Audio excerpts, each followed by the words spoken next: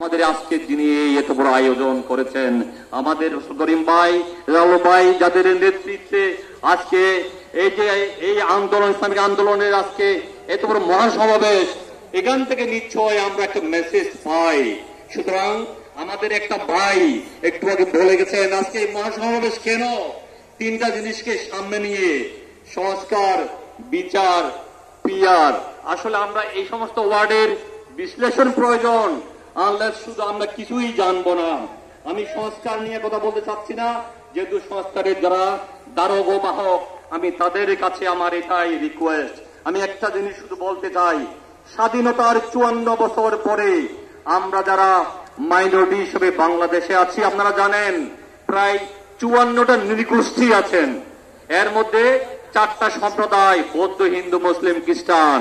কিন্তু অতীব দুঃখের বিষয়, আমাদেরকে বারে বারে যারা স্বপ্নের লেলিহান, যারা স্বপ্নের বাতাবরণে এই মাইনরিটিকে ইউজ করে যখন সংসদে যায়, তখন তারা এই সংস্কারের কথা ভুলে যায়।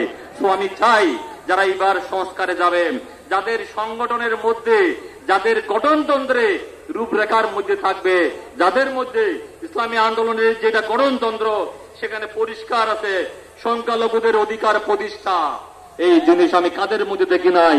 তাদের প্রমাণ আজকে এই যে মহাসমাবেশকে আমাদের মতো মানুষকে এসে মূল্যায়ন করেছেন। কয়েকটা কথা না বললে হয় না।